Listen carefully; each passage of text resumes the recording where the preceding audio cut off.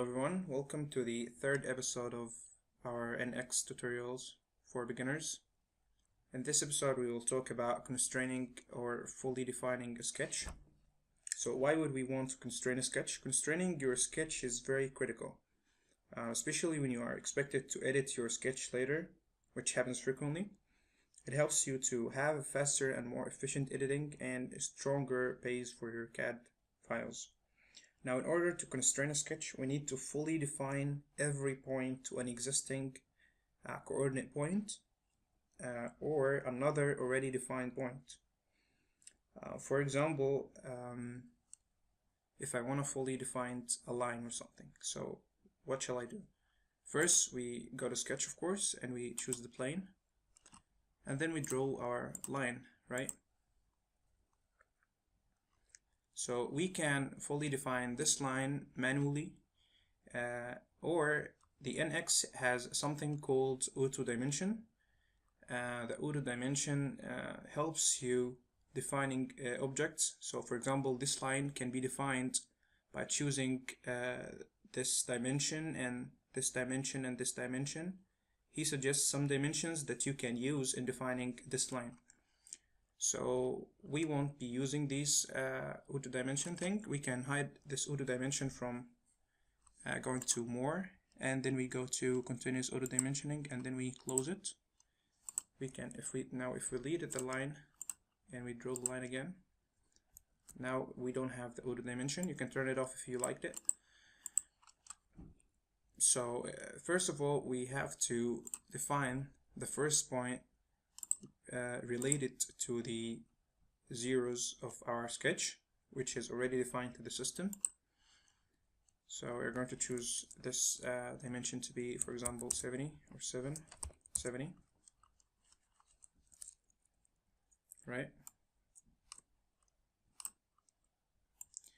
And this is the X direction dimension, right? And we need to define the Y direction as well. And let's make it 40, right? So this point is now fully defined because it has an X and Y. So I can, like, if I try to move the line, it won't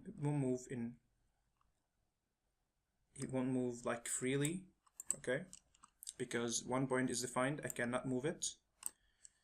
The second step is that I will define the other point, as we've just said. So there's two methods right now to define this point. So either you define it related to the origin point, or you define it to the other point, because we said earlier that you have to refer it to an existing fully defined point. So this point is fully defined, so we can choose it, and we choose this dimension to be 40 and this dimension to be 70 or something. So now our sketch is fully defined and fully constrained, as he says. Now if I try to move this line, it won't move in any direction. Like this, my sketch is fully constrained. Another example, like let's choose a curve or something. Curve, 3-point curve. So in order to define this curve, there's actually a lot of methods to define a curve. One of them is we choose the radius of the curve.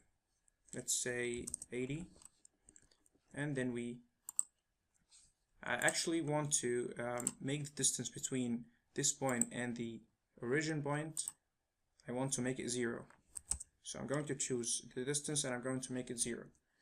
And I want to make this distance, the vertical distance, I want to make it 0 as well. So I have this curve right now, and it is fully defined because I define the radius and the other 2 points. So in addition to the rapid dimension tool, I can use the Constrains window. You can access the Constrain window from pressing C, or you can click on more and then geometric constraints. So the Constrains window helps you define things and connect things together faster and easier. For example, if I want to define this curve using the Constrains window, what I'm going to do is I'm going to delete the relationships that I did, or the dimensions that I've already made, and then I'm going to move the curve away, right? So it's just a random curve somewhere. I want to define it. So first of all, I am going to give it a radius as well.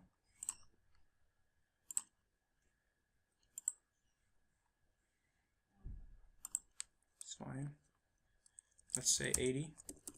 And then I want to make this point in the same vertical line with the origin point.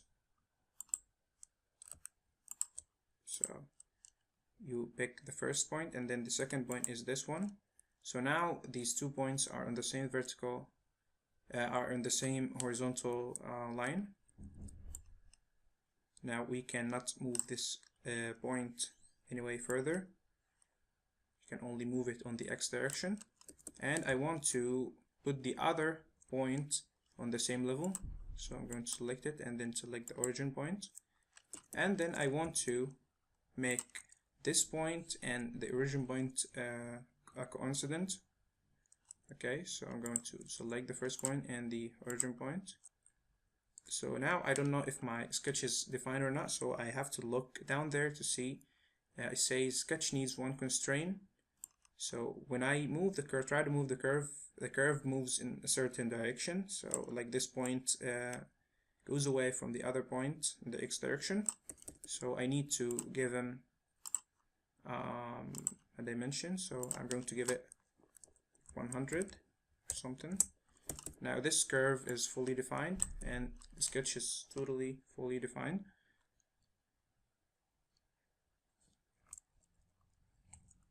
The other constraint options is that you can put a point on a curve. For example, if I made a line and I want the first point to be on this curve, so I'm going to choose point on curve, and I will choose the first point, and then I'm going to choose the curve that I want to put the point on, and then this point now is connected to the curve. So if I try to move this line anywhere, it's going to move on the circle as I have told him to, right? The other selection is the tangent. Like for example, I want to make this line tangent to the curve. I'm going to select the line, and then I'm going to select the curve. So this line is now tangent to the curve at any point, right? I can make a parallel constraint, so I can make this line parallel to the other defined line. Now the sketch needs one constraint because we didn't define the length of this line. You can make it parallel or perpendicular. You can make it vertical or horizontal, right? And this is the horizontal alignment, and this is the vertical alignment.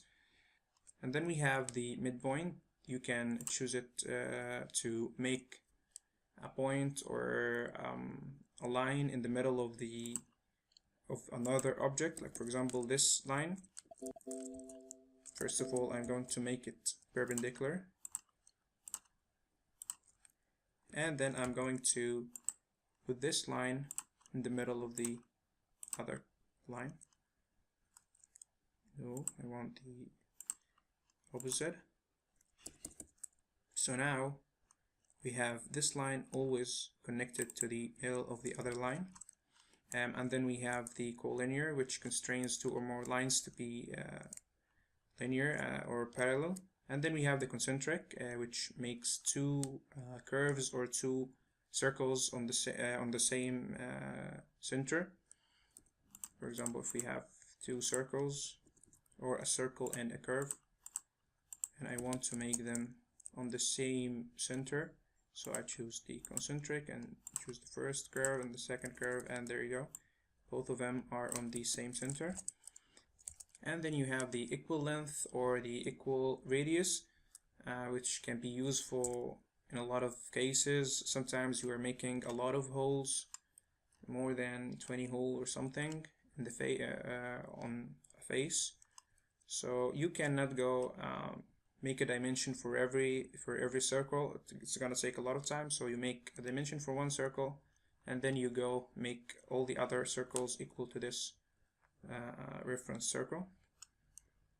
Right, guys, hope that video was useful for you, and stay tuned for the rest of the series. If you like the video, please like and subscribe to support me and so I can make more videos. Thank you.